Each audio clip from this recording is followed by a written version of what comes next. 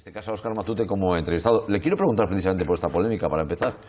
¿Por esta del rey? Bueno, no soy ¿Hay motivo para polémica o no? Como para que se decida que el gobierno no viene la Casa Real y punto. Bueno, primero habrá que dejar claro que yo no sé tanto como Ansón de estas cosas. Y a partir de ahí, yo creo que hay objetivo para la polémica porque yo creo que hay muchas veces interés en generar polémicas sobre cosas que sinceramente yo creo que afectan muy poco al interés de la ciudadanía. Sí, pero está incluido en el preacuerdo de gobierno luego. Sí, a mí me parece muy bien lo que se ha hecho, pero quiero decir que yo no sé qué foco mediático tiene esto como para determinar hacia dónde va el gobierno de Nafarroa o no, si no son las políticas sociales, si no son los presupuestos que aprueba. Pero bueno, que es esta polémica, y creo que en algún medio de comunicación también había otra polémica, porque desde el Ayuntamiento de Madrid han decidido que en las cabalgatas de los reyes de los barrios o de los distritos madrileños sean chicas las que hagan de reyes, ¿no? Y también con esto se ha generado una polémica. Bueno, pues probablemente estas fechas y determinada línea de intervención periodística tiene que ver con esto. Pues anda que no hay chicha, ¿eh? Como para comenzar este espacio bastante revuelto. Osan, ¿qué te parece?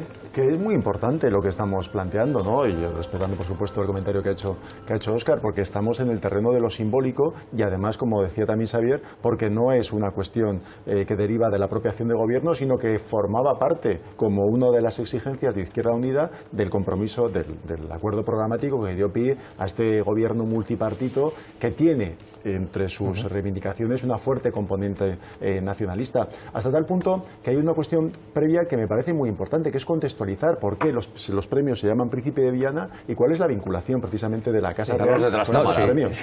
Sí, yo he querido eludir el tema porque conozco bastante bien. Mi padre es de Viana, Navarra. Vaya. Lo conozco bastante bien cuál es el carácter. Conozco bastante bien cuál es el carácter del Principado, el origen, y desde luego no es un origen muy democrático.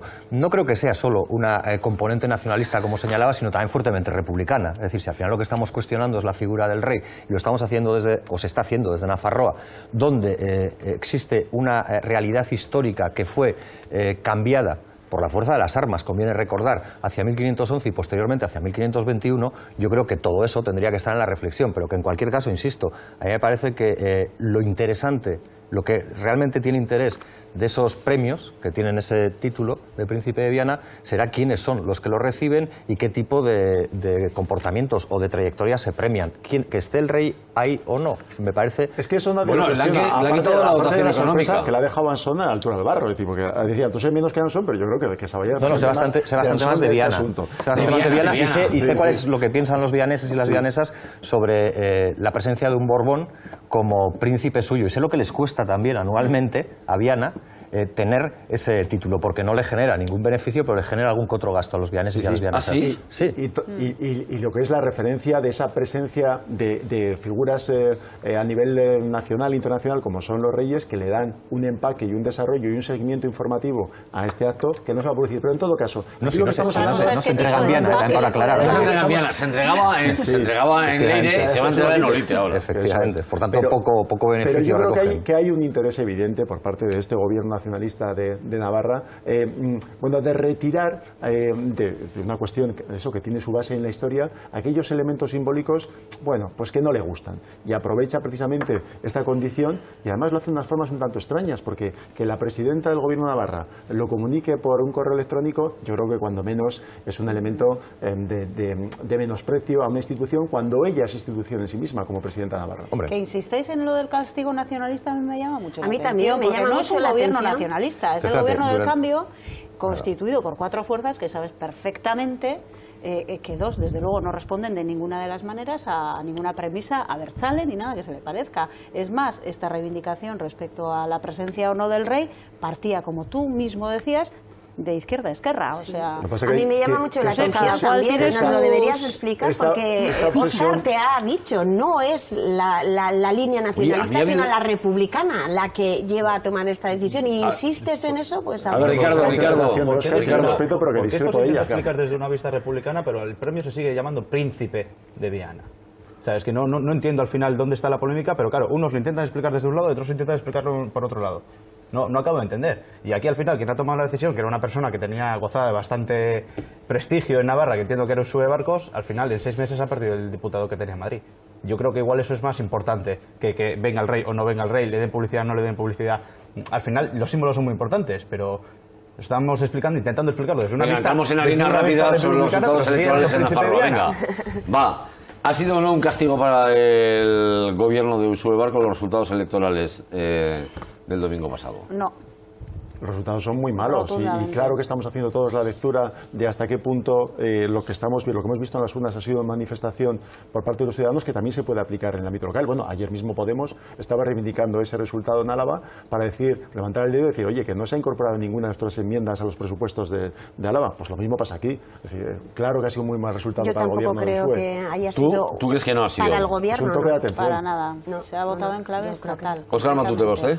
No, es que yo creo que los números desmienten esa aseveración que haces, José. Es decir, yo creo que las fuerzas del cambio, los apoyos del cambio siguen estando ahí. Evidentemente están trasvasados entre las fuerzas que apoyaron el cambio. Ha habido un refuerzo de la representación de Podemos, que es innegable, pero en lo que tiene que ver con los bloques, con el 26-24, con el porcentaje o con el número de diputados asignados a uno u otro lado para hacer posible el cambio o no hacerlo, las fuerzas siguen igual. Yo a partir de ahí creo que hay una cosa muy clara y que tiene mucho más que ver con la realidad que lo que aquí podamos teorizar. No creo que haya espacio para la desafección todavía, yo no sé si lo va a haber a futuro, pero todavía con la gestión del gobierno de Uxue Barkos o con la de Joseba Sirón en Iruña.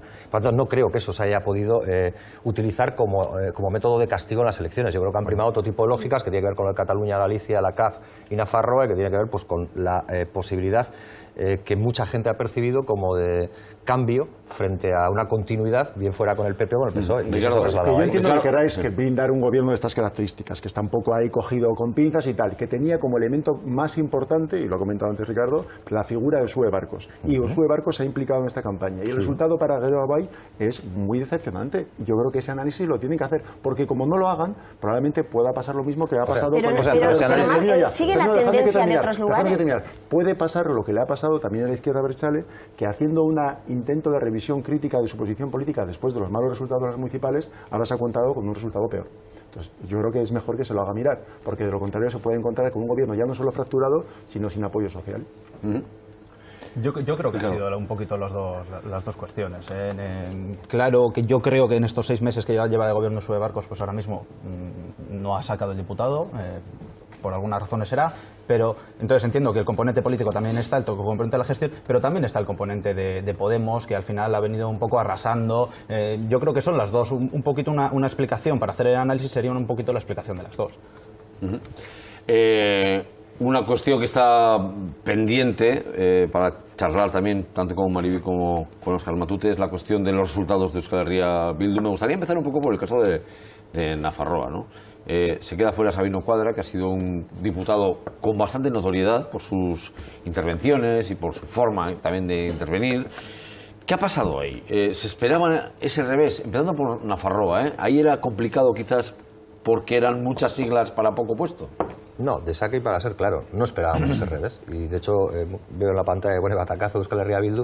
No creo que desde Euskal Herria Bildu haya habido lecturas contemplativas o paliativas. Hemos dicho que ha sido un duro revés electoral, que ha sido un resultado malo, que no era el resultado que esperábamos y que creíamos además que nuestra propuesta política podía gozar de mayor apoyo porque podía ser capaz de situarse en una centralidad mayor que la que ha ocupado, en un debate en el que pues bueno, nos han situado al margen o no hemos sido capaces, que también es así, de señalar como elementos fundamentales la necesidad del voto Euskal Herria Bildu. A partir de ahí lo que estamos haciendo es una reflexión muy honda, muy profunda, que atienda a las realidades de cambio de nuestro propio país, tanto de Nafarroa como de la Comunidad Autónoma Vasca, es decir, de Euskal Herria, para poder armar la propuesta y para poder demostrar a la ciudadanía que nuestra línea de actuación está pegada a sus necesidades y sobre todo es fundamental para la construcción de un proyecto político y social inclusivo en el que no sobre nadie, pero que sea capaz de dar respuesta a todos los problemas.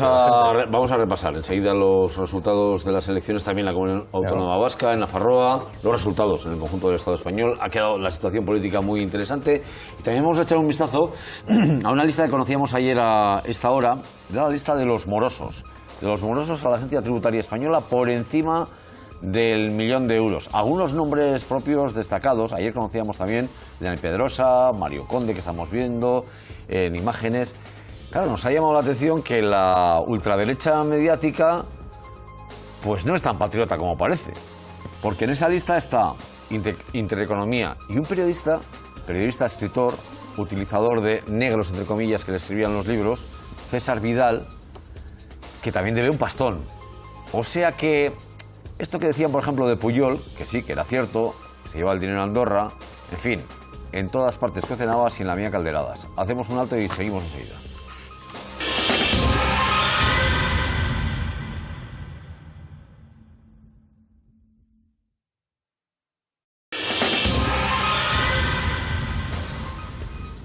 Bueno, pues deben muchísimo dinero a Hacienda, a la Hacienda española. Hizo pública la lista de los morosos por encima del 1.000.000 de euros, que se dice pronto, ¿eh? Es un pico, ¿eh? Por encima del 1.000.000 de euros deben a la agencia tributaria. Es una medida esta de hacer públicos los nombres que también se va a aplicar en las haciendas vascas. Ha anunciado que este mismo año, bueno, en el 2016, en el primer trimestre de 2016, conoceremos también a los defraudadores por encima del 1.000.000 de euros. ¿Y quiénes son? Pues hay un poco de todo. Arantxa Ruiz, hay un poco de todo en esa lista, ¿no? Una lista, bueno, no tendríamos pantalla para poner a todos, así que vamos a seleccionar a unos cuantos. En total son 4.855 contribuyentes, con nombre y apellidos todos ellos, que deben más de 1.000.000 de euros al fisco, la mayoría bastante más, y que a día de hoy no han regularizado sus abultadas deudas. La minuta global asciende a 15.600 millones de euros, un tercio del fraude a Hacienda. Y sobre todo lo que hay, pues inmobiliarias y grandes empresas, como estas que estamos viendo, Real Urbis, Nozar, Grupo Prasa, bueno, pues deben entre la mínima 100 millones de euros a la que más de 350 millones de euros. Pero luego hay más nombres propios, empresarios como por ejemplo Arturo Fernández, expresidente de la patronal madrileña, vicepresidente de la CEO y todavía presidente de la Cámara de Comercio de Madrid. Debe 10 millones de euros. También el exbanquero Mario Conde está en esta lista, este debe casi 10 millones de euros. Y muy comentado ha sido el caso del piloto Dani Pedrosa, que vive en Suiza, debe al fisco español 7,8 millones de euros. En el mundo del deporte también encontramos al expresidente del Real Madrid, a Lorenzo Sanz, más de 1 millón de euros debe. Y también hay en esta lista medios de comunicación. Y buceando en esta larga lista encontramos al Grupo Intereconomía, figura entre los medios más morosos.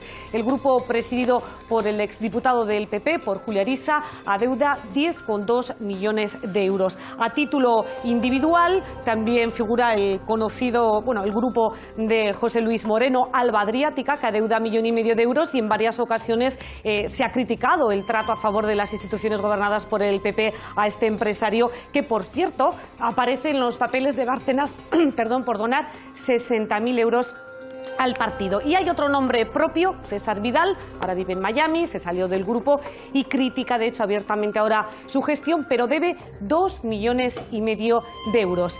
Y paramos aquí porque podríamos seguir con esa lista de morosos. Por cierto, se hizo pública 3 días después de las elecciones generales. Se le llama la lista Maroto. ¿La lista Maroto? La lista Montoro. Ah, la lista Montoro. Que tendrá que ver Maroto en eso. Maroto no lo hemos metido aquí en la lista Montoro, lista porque Montoro. fue el ministro el que prometió que la iba a hacer pública, pero después de las elecciones. Vale, habrá también lista vasca, habrá, se decidió así hacerlo, y bueno, pues en el primer trimestre, me parece, de 2016 vamos a conocer a cierre, a 31 de diciembre de 2015, quiénes son los morosos que pasan por encima del 1.000.000. La mayoría son empresas de la construcción, ya nos lo decía, pero de los nombres propios no me digáis que toda esta banda de patriotas, la ultraderecha mediática que tanto hablaba de España, de los españoles, lo que roban unos, otros, los separatistas, Puyol, el otro, el de la moto, y ahí aparece César Vidal, 2,5 millones. Y el Grupo Intereconomía, 10. ¿Qué os parece la medida esta? ¿Sirve para algo? Eso es la duda que tengo yo.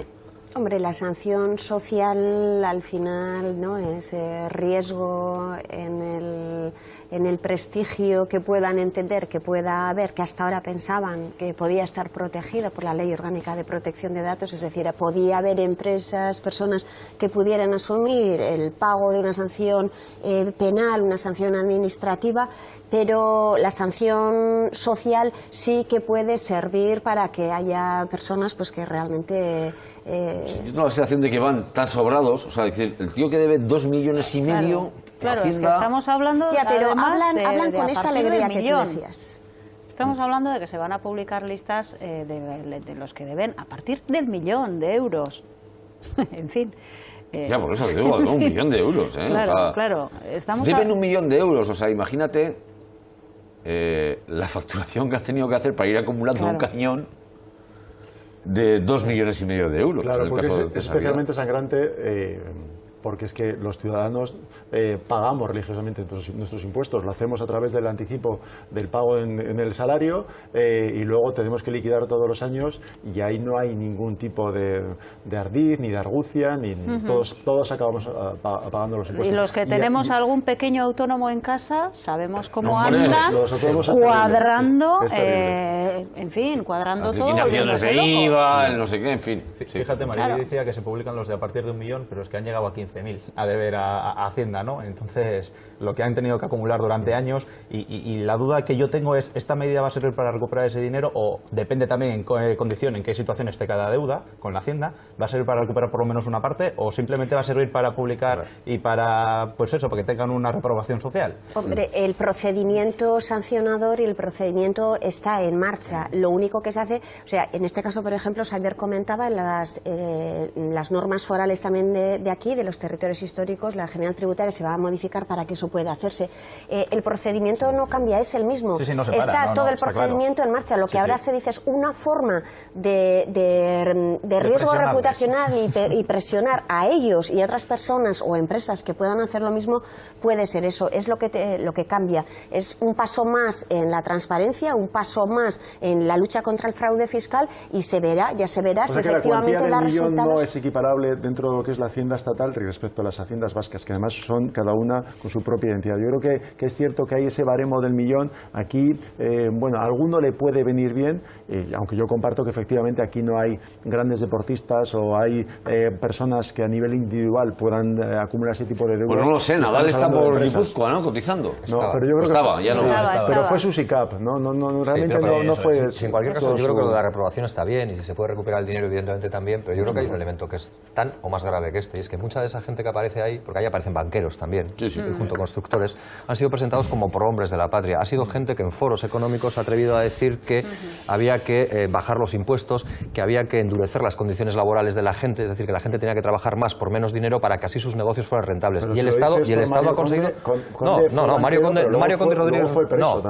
Conde y Rodríguez Méndez no, pero han gozado de predicamento en determinados medios, incluso han presentado partidos que no les han ido muy bien. No, hablo de otros banqueros que aparecen en esa lista, en algunos de los periódicos yo lo he podido leer, y hablo de constructores como Arturo Fernández, que han sido elementos utilizados por el poder para determinar o para lanzar determinada línea de acción política que tenía que ver siempre con apretar el cinturón a la gente que menos tenía y hablar de los beneficios empresariales como beneficios sociales. Ahí se está viendo que no. Los beneficios empresariales son para ellos y encima se los guardan fuera de las arcas. Una corrección, tengo que hacer una corrección.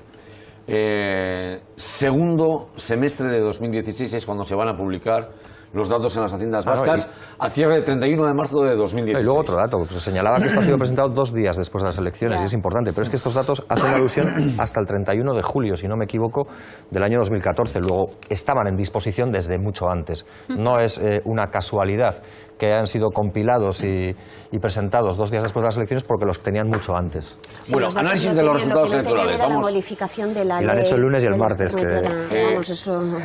Vamos al Matute, análisis de los resultados electorales en Euskadi. Primero, su explicación, su interpretación. Hemos oído la explicación oficial de la izquierda abertzale, que ha sido además muy autocrítica, no ha ocultado el asunto, lo dijo la propia noche a Asier Arraiz, en fin, lo hemos escuchado. Un poco más allá, ahora ya como una reflexión un poco más sosegada de lo que ha podido pasar. ¿Cuál es su interpretación?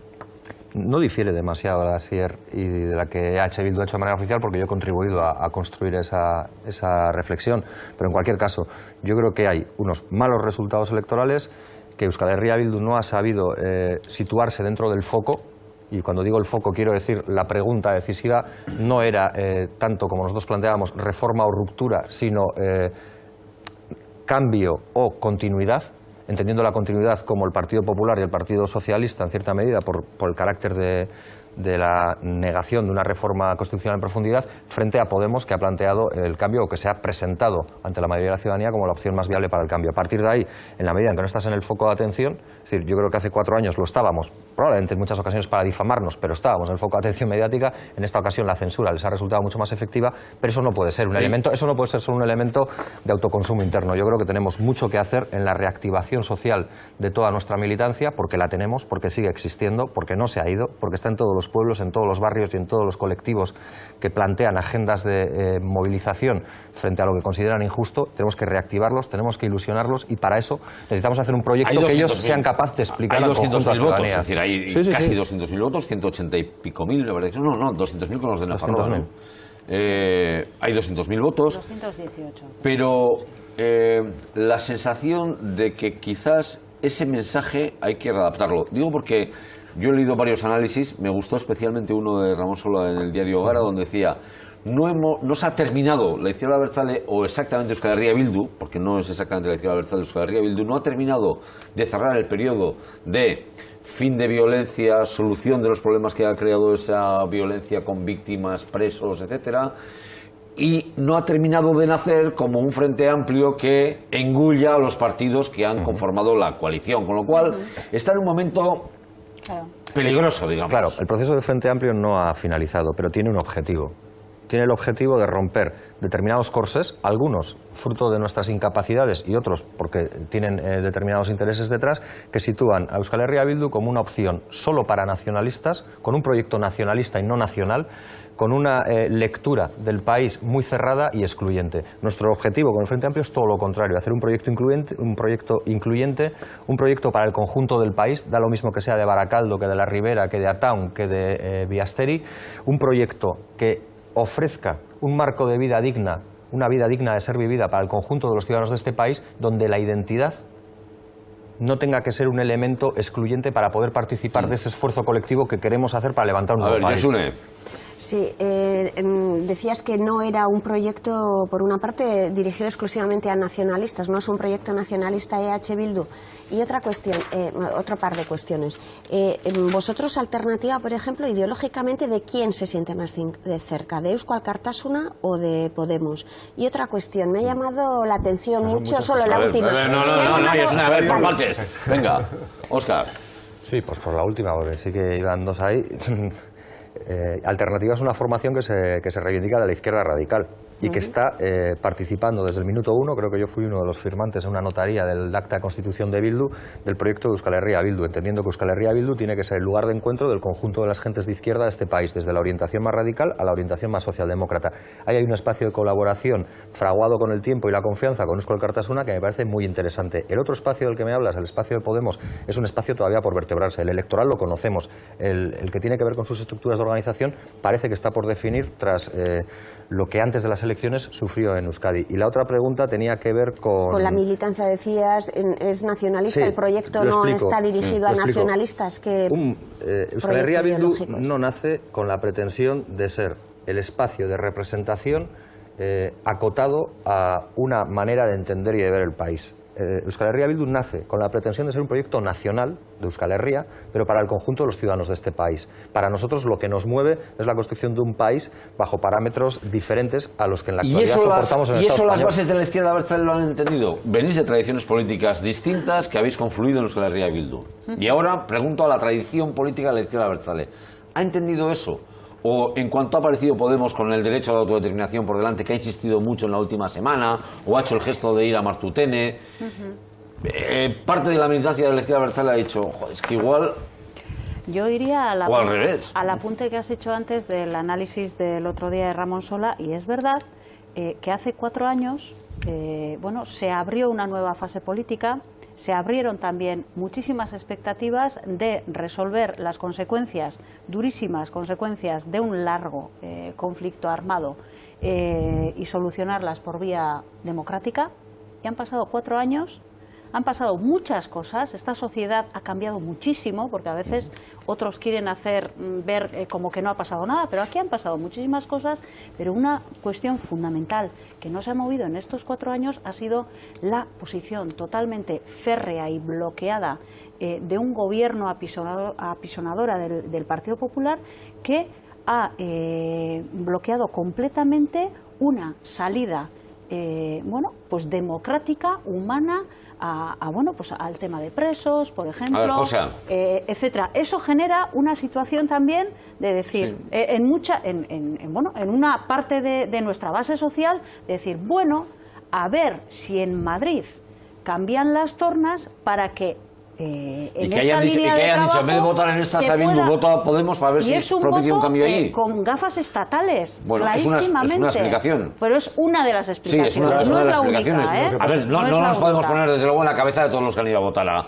Podemos, no lo sabemos. Puede haber algunos motivos que intuyamos. A pero mí, tendríamos Maribí, que- ha habido una Es cosa una explicación, Sí, perdona. sí, es que yo José. soy de nos pisa, está últimamente de acaparadora. Venga, Hace varias preguntas vamos a la al vez. grano. No, que es cierto, que cabe esa interpretación y que lo que pasa es que como no tenemos la bola, pues no vamos Pero a es saberlo hasta las parcial, próximas es una elecciones, ¿no? Pero también puede haber otras. Por ejemplo, da la sensación de que en EH Bildu se han difuminado completamente aquellos partidos como Alternativa o como Eusko Alkartasuna que no son expresamente Sortu o el liderazgo que en este caso tiene Asier Arraiz. Y por tanto, este discurso más social ha quedado absolutamente difuminado por esta última parte de la apreciación de Maribí, que es la esencia, la presentación pública por parte de la gente. Y también hay otra cuestión. Quizás hay muchos electores de una determinada edad que ya os ven como esa parte de la casta, esos partidos viejos, porque estáis pisando moqueta todos los días y no trasladáis iniciativas diferentes a los dos Y partidos. esto nos lo dijo un joven encuestado. Dijo que él había votado a Bildu, pero que había votado ahora a Podemos porque le parecía que Bildu era un poco viejo. Claro, no, yo creo que señalaba José tiene elementos de interés que nosotros estamos analizando. El primero, yo no creo que haya habido una fagocitación de discursos por parte de Sortu, y lo digo con absoluta sinceridad, porque yo creo que si uno analiza la acción política, es decir, los posicionamientos en instituciones y en diferentes lugares, las iniciativas que Euskal Herria Bildu lleva a cabo, me atrevo a decir, y no me equivoco, que más del 80% de las iniciativas tienen que ver con eso que se llaman los temas sociales. Otra cosa es... ¿Y eso crees que otra lleva cosa la es, gente? claro, otra cosa es el eco. Claro, vosotros tenéis algún papel también en eso, es decir, los medios de comunicación, no sois neutros. Yo nunca he defendido la neutralidad de los medios de comunicación porque no me he caído de un guindo ayer. Ahí hay una intencionalidad, pero también tiene que haber por nuestra parte una capacidad de superar esa intencionalidad de determinados medios a través de una mayor activación de la masa social. Y la masa social es tomar la calle planteando una agenda de prioridades sociales que antepongan los derechos de las personas, que antepongan la dignidad de la gente por encima. Y hay otro elemento que señalabas y que es muy cierto.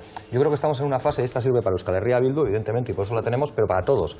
Estamos en una fase pospolítica. La fase política que nace en el 78 y que marca unos ejes en izquierda-derecha, nacionalismo, constitucionalismo en el Estado español, como elementos o vectores de intersección donde uno se coloca y a partir de ahí vota, está atravesado por otro. Oye, no sé qué has dicho, pero he visto todos los bolígrafos levantados por aquí. Sí, yo por Ricardo, alusiones. a ver, un momento. medios. Sí, por alusiones, venga, por alusiones, brevemente, gracias, Ricardo, señor por moderador. favor. Sí, bueno, Ricardo, Perdón, José, brevemente. Sí, pues muy brevemente. Yo creo que todavía en este tema de los medios de comunicación, y además tú eres una persona con una larga trayectoria y sabes cómo funcionamos, todavía hay por parte de EH Bildu, o por Sortu más concretamente, asignaturas pendientes. Yo creo que es cierto que puede costar participar de este juego, ser mucho más abierto, ser más transparente, canalizar constantemente no solo lo que haces, sino lo que piensas, lo que dices, cómo eliges a tus propios representantes, y yo no sé si como una derivada de la fase anterior de la legalización todavía ese esfuerzo no se realiza. Vale, Ricardo. Sí. Yo, por no entrar mucho a lo que estabais intentando debatir, si H. Bildu es la izquierda abertzale o son todos, yo creo que la ciudadanía sí es verdad que tiene todavía la percepción de que H. Bildu es la izquierda abertzale. Es la sensación que yo tengo desde fuera. Pero intentando hacer un análisis más general de lo que han sido las elecciones, intentando hacer también un análisis un poco aséptico, si es posible, porque al final estamos donde estamos y siempre es un poco difícil.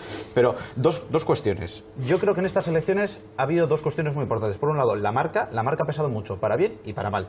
En los emergentes, es decir, Podemos y Ciudadanos ha pesado para bien, en todo el resto del arco político ha pesado para mal, en el resto, que podemos ser todos los tradicionales. Y luego, por otro lado, creo que se vienen repitiendo unas pautas desde las elecciones de 2008, por lo menos.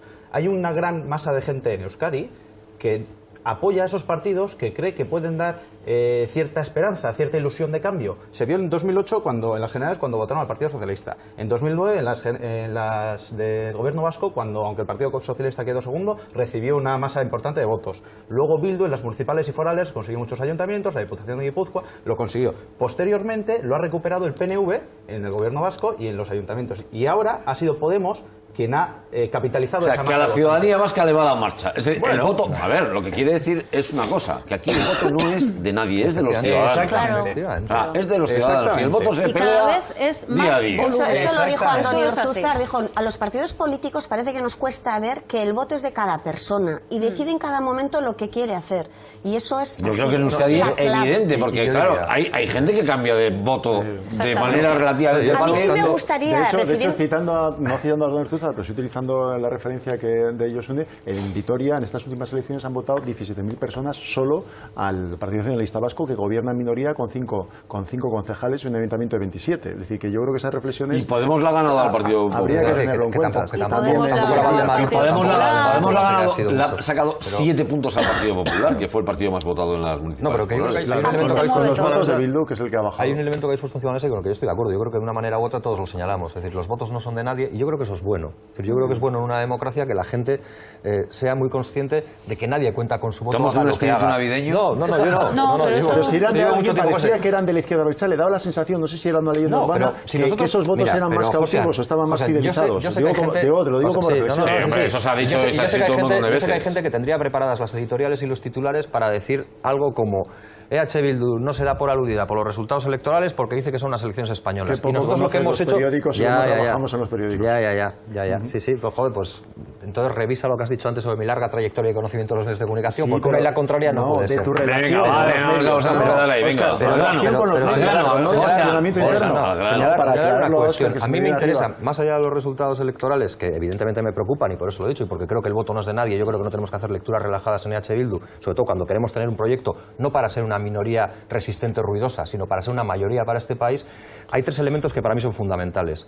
Uno es que parece que existe una mayoría social que apuesta por el derecho a decidir, luego se vertebra o se transversaliza en votos de manera diferente, que existe también un pulso social mayoritario a favor de una mayor profundización en las políticas sociales, en políticas que miren a la gente que lo está pasando peor, y hay otro tercer eje que tiene que ver con una profundización democrática, con una necesidad de que los ciudadanos sean más protagonistas. Un minuto, Josune. Me guardo el apunte como antes Mariby. Sí, porque Mariby se me ha ido... Mariby. ¿Ves? Ya he perdido casi la chanda. Venga, va. Algo que no les gusta nada a los sociólogos, insisto, pero que a nosotros nos gusta, la proyección al Parlamento Vasco.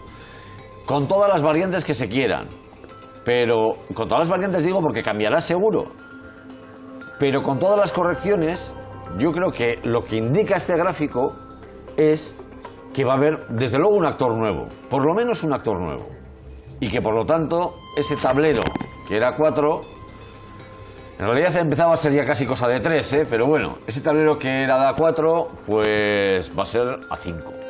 Yo no sé si los parlamentarios que están aquí en la mesa, que son nada menos que 3, están de acuerdo o no. A ver, nuestro invitado Óscar Matute. Yo creo que el Parlamento Vasco va a ser un reflejo de los cambios sociales, y en ese sentido es verdad que surgen, y lo he señalado antes con los ejes y el tema de la pospolítica, que surgen nuevos actores y que van a estar en el Parlamento de Gasteiz. ¿Cuál vaya a ser la composición final del mismo? No me atrevo a señalarla. Yo sí puedo decir lo que desde Euskal Herria Bildu queremos hacer, y lo que queremos hacer, y solemos ser muy sinceros y muy directos, es muy claro. Es decir, queremos hacer la autocrítica que es necesaria para poder ofrecer a la ciudadanía un proyecto de país que sea mayoritario en esa Cámara, y vamos a salir a ganar, porque esa es nuestra vocación, la de hacer proyectos de mayoría. Un proyecto de país y una herramienta política, la propia EH Bildu, renovada o transformada en una herramienta política realmente amplia, plural, que dé cabida a todos los grupos aquí. Yo sí creo que el tablero va a ser A5. Ahora, en cuanto a la herramienta política y recogiendo el apunte que he guardado antes, sí me gustaría saber una cosa, porque habéis dicho que son los medios de comunicación los que ocultan que sois una masa que ya ha empastado y demás de distintos partidos, pero vosotros mismos en la campaña electoral, vuestro cartel electoral de Guipúzcoa y de Vizcaya, se cargaba a los representantes de Eusko Alkartasuna. En Vizcaya y en Guipúzcoa desaparecía el segundo, que era Rafa Larreina, y en Vizcaya desaparecía la tercera, que era Leire Pinedo de EA. Aparecían representantes de Sortu, de Alternativa y de Aralar, y ninguno de EA en ninguno de los dos. ¿Por qué habéis lanzado ese mensaje? Yo creo que nuestra campaña tenía más protagonismo en los zapatos que en las caras. Pero en cualquier caso, las caras estaban y desaparecen. En Vizcaya estaba. Yo soy la que te iba a responder, que desde luego hubo un primer error en los impresos que se corrigieron, en las que aparecieron todas las personas de la lista, pero yo no me atrevería a decir que, por ejemplo, porque el PNV ha hecho un cartel donde aparecen 3 hombres de provecta edad, eso quiera significar que todo el PNV es así. Tú eres el vivo ejemplo de que no es así. Por tanto, yo creo que eso me parece una lectura muy intencionada y un poco sacada por los pelos del que los tenga, claro. Casualmente los vea, y casualmente Rafa Larreina, que es segundo, y una mujer que es Leire Pinedo, tercera. Eso, en diferentes circunscripciones, vosotros es decir. Manejáis bien la propaganda, siempre la habéis manejado. ¿Habéis lanzado un mensaje? No. Hay un mensaje, no. ¿Pero habéis lanzado vosotros poniendo a 3 hombres de provecta edad en los carteles? Hemos sacado carteles. ¿Pero habéis lanzado un mensaje con eso? Hemos sacado carteles de mujeres, ¿no los has visto, Óscar? No, la verdad que no. De diversas edades. Que igual os ha pasado como a nosotros, que no estábamos en el foco, pero no los he visto. Intergeneracionales, la que es lo que es el para romper PNV. un poco el debate, es que a ellos les ha ido bien y a vosotros os ha ido mal. Pero además, lo que estaba planteando, que me parece muy interesante... No, digo, porque quedarse con 2... No por los carteles. Y tener tantos miles de votantes, pero sí, pero que al hilo de lo que se estaba planteando, y es qué va a pasar en las próximas elecciones autonómicas, que supongo, Josune, que se van a convocar en octubre, que no va a haber adelanto electoral, y menos con la que está cayendo, digo, porque forma parte de la rumorología. Y hasta qué punto el nuevo Ahora ya hay ley electoral, después de la anécdota de ayer, igual la aprovechan. Bien. Y hasta qué punto el nuevo Parlamento pues va a ser un Parlamento que, como esa traslación, pues dejaba a Bildu en apenas 12 parlamentarios, muy equiparable al resultado que puede tener Partido Socialista o Partido Popular. Yo creo que hay muchas incógnitas. Yo coincido que no se puede hacer una traslación directa porque las elecciones son diferentes, los candidatos, quienes van a ser los cabezas de cartel, también van a ser diferentes, y al hilo de esto me gustaría saber, Óscar, si tú cuentas con la opción de que sea Arnaldo Otegi el candidato por parte de Izquierda Abertzale a esos comicios. En primer lugar, yo creo que no hay que hacer una traslación mimética, pero creo que he querido dejar claro que nosotros trabajamos como si esa fuera una traslación mimética. Por ahí nuestro esfuerzo por reforzar nuestro proyecto. A partir de ahí, la siguiente consideración: quién va a ser el candidato al Lehendakari de Euskal Herria Bildu, lo van a decidir las bases de Euskal Herria Bildu. Antes hablabas de que se nos percibía como una organización poco transparente, con unos procesos de deliberación o de designación de personas que no eran democráticos. Yo quiero recordar que nuestros procesos de primarias han hecho participar a toda la militancia, que nuestro proceso de conformación de Euskal Herria Bildu en ese frente amplio, en esa herramienta para el conjunto de la sociedad, se hace a través de un proceso participativo de abajo a arriba, y así se va a elegir el candidato al Lehendakari. Si la pregunta, para ser más claro, que me haces a mí es si Arnaldo Otegi me parecería un magnífico candidato, te diría que a mí me parece un magnífico candidato, pero a mí y a la mayoría de este país, creo. ¿Las dudas jurídicas están salvadas ya o no? Sí, están salvadas ya, definitivamente. Están salvadas. A no ser que alguien se saque un conejo de la chistera, cuestión que jurídicamente parece imposible, porque estaríamos ante un caso que es igual que el de Iker Casanova. Exactamente. Exactamente igual, porque en la sentencia tendría que constar específicamente si queda inhabilitado para cargo público, estatal, local, lo que sea, y no hay nada de eso, En sentencias posteriores, por ejemplo la del 3502, esas especificaciones vienen dadas, y esas personas, por ejemplo, me viene a la cabeza un Carmelo Landa, está inhabilitado en este momento hasta abril. Esa es la clave, y lo cuenta muy bien Marivías. Hay una inhabilitación genérica que ha sido desmontada por parte de sentencia, ya generando jurisprudencia, y por tanto Arnaldo Otegi, cuando salga de la cárcel, a pesar de que sigue esa inhabilitación genérica, podrá ser candidato o lo que ella quiera. Oye, ¿ya advirtió desde la cárcel Arnaldo Otegi precisamente de los riesgos, de estos riesgos que parece que han confluido, digamos, para la pérdida de electores, ¿no? Decía el acomodo, el verlo como un partido institucional, el entrar en el gobierno, lo dijo entonces ya después de las municipales y las forales, venía advirtiendo de los riesgos que se le avecinaban a la izquierda abertzale. Yo creo que Arnaldo Otegi sigue la actualidad política desde la cárcel de Logroño. Yo he tenido oportunidad de estar con él en más de una ocasión en la cárcel de Logroño, y hemos hablado él y yo, y el funcionario policial que está al lado pues también nos escucha, nos atreve a participar de la misma, pero se le ve muy atento, motivado, ¿no?, a las deliberaciones. Y entre las deliberaciones que Arnaldo Otegi manifiesta, yo creo que hay una que es muy clara y creo que se puede decir hoy aquí. Arnaldo Otegi tiene en la cabeza algo que la mayoría de la gente de Euskal Herria Bildu, que estamos intentando tirar hacia adelante del proyecto, tenemos que hacer un proyecto nacional, un proyecto para el país, para el conjunto del país, en el que nadie se sienta excluido por voluntad que no sea propia. Es decir, tenemos que ser capaces de demostrar a este país que tenemos un proyecto para que mejore todo el mundo y para que toda la gente... La 1:30 tiempo tendremos para hablar de las elecciones al Parlamento Vasco, que serán en principio dentro de 10 meses. En principio, si se van cumpliendo más o menos los calendarios previstos. Vete a saber. Pero en principio 10 meses, eso solamente lo sabe ahora mismo el Lehendakari Urkullu, que es el que tiene la facultad de de convocarlas, ¿no? Pero es prácticamente seguro que, primero por la propia trayectoria del lehendakari Urkullu y todas las circunstancias que rodean la legislatura, que va a agotar. Pero yo seguro que Josune tiene más información. No, yo estoy totalmente de acuerdo con Xavier, que quien sabe es el lehendakari Urkullu. Blanca Sáez, redacción, abriendo un poco la lupa, mirando a lo que va a ser en enero la constitución del Congreso de los Diputados, quien se ha adelantado ha sido Pablo Iglesias diciendo qué es lo primero que va a llevar, ¿no? Blanca.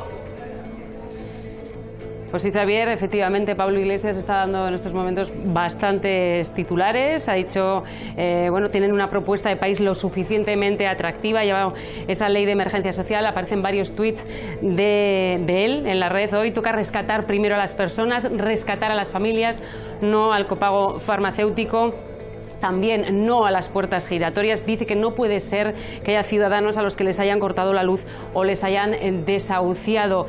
También ha hablado de Pedro Sánchez. Si alguien es rehén en este país, ha dicho, es Pedro Sánchez. Si hay algunos que quieren ir a elecciones, no son ellos. Ellos van a abogar por ese pacto de izquierdas. En fin, está dando en estos momentos, bueno, pues mucho de qué hablar. Gracias, Blanca. Bueno, muchos titulares de Pablo Iglesias. Todos están buscando su protagonismo en estos días posteriores, inmediatamente posteriores. Ayer se reunieron Rajoy y Sánchez en la Moncloa. Estaba un poco cantado que Rajoy le iba a decir a Pedro Sánchez, por favor, no nos pongas trabas, y que Sánchez le iba a decir que le iba a votar que no. No podía ser de otra manera. ¿Lo va a mantener durante 2 meses? Es una de las preguntas que están flotando en el aire. Las presiones de su partido, ¿cómo de intensas son para evitar la búsqueda de una confluencia, por ejemplo, con Pablo Iglesias? Es un asunto del que hemos hablado también antes. Ciudadanos intenta entrar, pero es que tiene 40. Tampoco es tan decisivo como parece.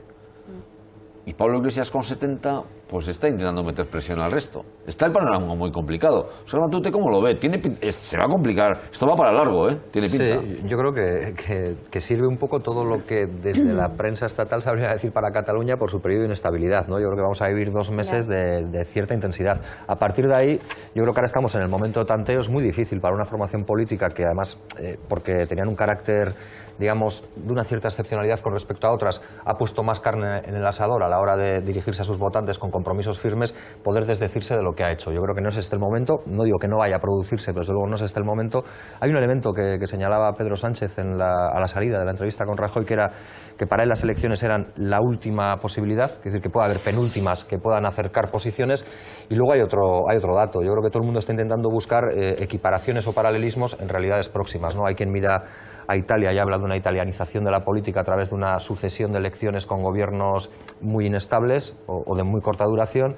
Hay quien habla de Portugal e intenta ver la fotografía del Partido Socialista Portugués, Partido Comunista y Bloco de Esquerdas como una reedición de lo que podría pasar, pero yo creo que es ahora mismo un escenario bastante endiablado. Mira, yo la verdad es que yo veo el Congreso de los Diputados, la formación, por más que sumo y resumo, claro, los guarismos no cambian. Luego, por lo tanto, si todos mantienen, insisto, lo que dijeron la noche electoral, no hay gobierno, porque los guarismos no cambian. Y a mí me ha venido hoy a la cabeza el lema del Partido Socialista. Mira cómo me está mirando Ricardo como diciendo, ay, a ver qué maldad vas a decir. OTAN de entrada no. Me ha venido a la cabeza, pero me ha venido a la cabeza porque además fue la primera vez que yo voté, entonces por eso digo, me ha venido a la cabeza eso, porque claro, tengo la sensación de que Sánchez le ha dicho a Rajoy, de entrada no. Pues yo tengo la sensación de que Podemos le ha dicho al Partido Socialista que de entrada no, pero que luego esas líneas rojas se van a mover y que igual tenemos un gobierno de Pedro Sánchez. No sé si Podemos entraría o no entraría, y todo está por ver, pero de entrada lo que no hace el Partido Socialista es poner esas líneas rojas, y lo primero nos sentamos a hablar y a ver a dónde podemos llegar, ¿no? Hay un apunte que no estamos haciendo en ningún momento, que es pues el papel de los actores internacionales, europeos, troika, etcétera, a la hora de presionar en este momento.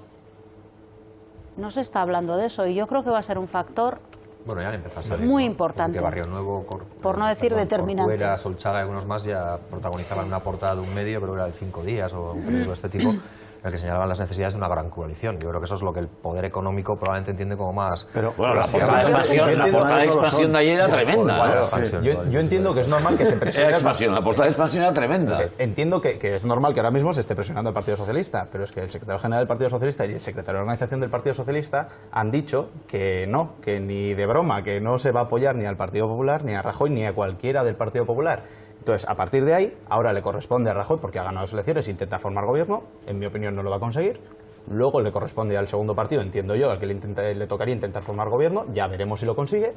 Y así podemos seguir hasta las nuevas elecciones. No, pero bueno, es que es más complejo que todo eso. Claro. Porque Pedro Sánchez no tiene una capacidad real de gestionar un gobierno con 90, cuando venía de 100 y pico, y con el apoyo de Podemos, que es que en el propio Podemos hay dos Podemos. Porque una es Podemos pata negra y otro es como una especie de marca blanca. Pero es que además se necesitaría el apoyo de esa tercera pata que aparece en el Congreso, lo que pasa que más difuminada, porque son coloritos diferentes, que son esos 27 parlamentarios de listas también de otros partidos. Pero no, vamos a volver a poner el cuadro de composición del Congreso.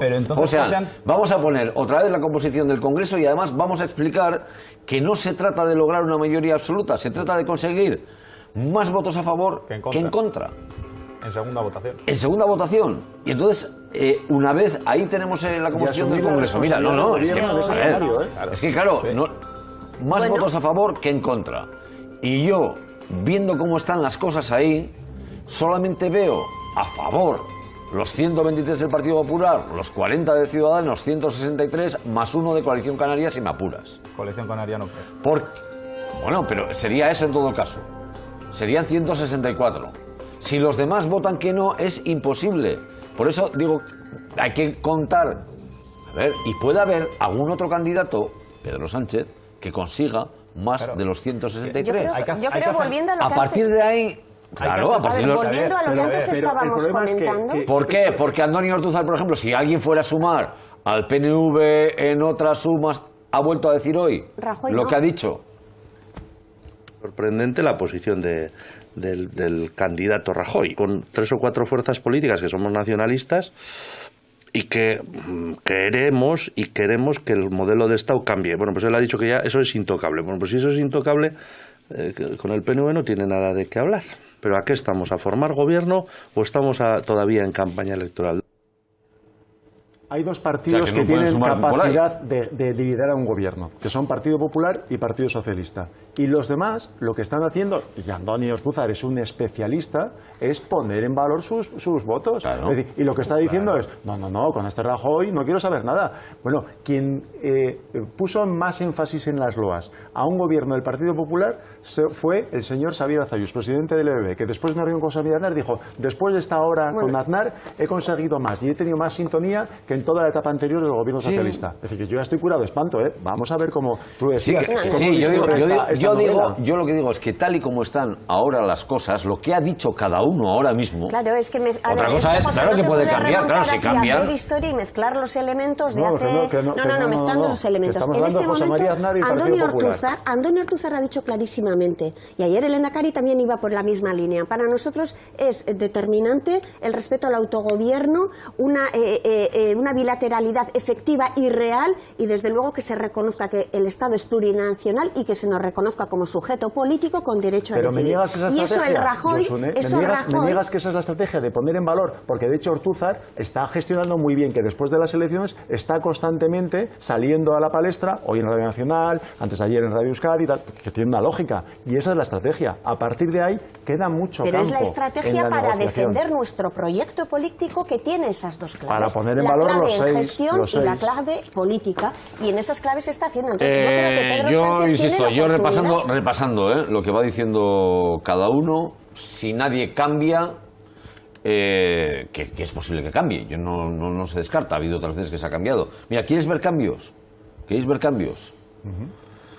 Rivera. Queríamos también proponer una mesa de negociación a 3 bandas, con el Partido Popular, con Ciudadanos y el Partido Socialista, que somos los 3 partidos que defendemos el marco constitucional, un acuerdo de Estado, un pacto de Estado para garantizar la unión de todos los españoles. No va a ser fácil meter al PP y el PSOE en una mesa y que acepten que Ciudadanos gobierne y que les sienten en una mesa. No va a ser fácil que firmemos pactos de Estado. No vamos a apoyar ni a Sánchez y Rajoy si no ganamos y si no podemos gobernar. Antes que eso, en vez de estar en el no, pasaríamos a la abstención. Puedo decir una cosa, la siguiente, la contraria, parecida, con matiz y matiz, todo en una semana, ¿eh? Sí, pero antes y después de las elecciones. No, perdona, no. No todo es antes y después, ¿eh? Ahí hay... No, el primero y el último son después de las elecciones. El primero y el último son después de las elecciones. No, pero yo creo que Rivera quisieron presentarlo como el Adolfo Suárez de la UCD, que era una formación, al menos al inicio, muy potente, y si acaso sería el Adolfo Suárez de CDS, que tuvo una longitud temporal muy corta. Pero es que yo creo que en todo este debate que se está teniendo, y me da igual quién sea quien hace valer sus cartas en una hipotética negociación, están olvidando dos cuestiones. La primera es que los parámetros es decir, que estas elecciones tenían un punto de excepcionalidad que tenía que ver con una especie de cambio generacional, de cambio de prioridades, de cambio a la hora de entender cuáles eran los valores que te hacían acercarte a las urnas, y se están manejando en los antiguos. Yo entiendo, Podemos está haciendo una lógica que tiene más que ver con la de Syriza en Grecia, por ejemplo, que es la de decir, yo necesito escenarios de inestabilidad, no provocada por mí, sino por su incapacidad para ponerse de acuerdo en función de las condiciones que yo les pongo, porque así refuerzo mi idea de transición hacia otra cosa diferente. Yo creo que ahí habrá que ver dónde casan los intereses, porque la gran coalición puede ser un tiro en el pie para el Partido Socialista. Yo creo que eso lo tiene ahí. Pero coincidiendo en lo que puede ser la parte de análisis, en la catarata de propuestas de Podemos, el hecho de articular propuestas como líneas rojas se está convirtiendo en un hándicap para el Partido Socialista, que no sé hasta qué punto el débil liderazgo de eso va a resistir. Muy bien. El primer análisis que hace Pedro Sánchez de estas elecciones es: la gente ha votado cambio. Eso es el primer análisis que hace Pedro Sánchez. Eso no es decir nada.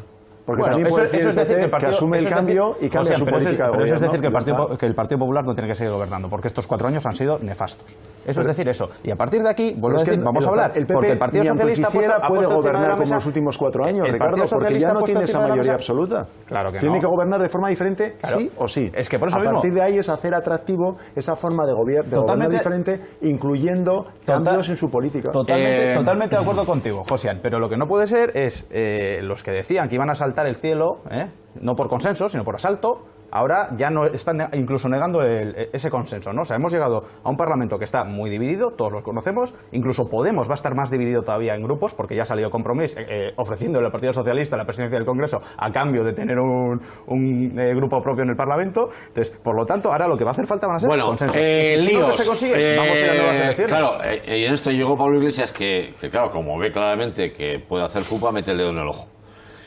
Publica en su blog del Huffington Post diciendo es que Sánchez igual no tiene suficiente autoridad, a Sánchez no le dejan, entonces propongo un independiente. Hoy he insistido con el asunto. Claro, Ricardo, yo ya entiendo que tú pongas esa cara así, pero es que ayer, fíjate lo que ha pasado. Sánchez tiene que Fíjate lo que ha pasado.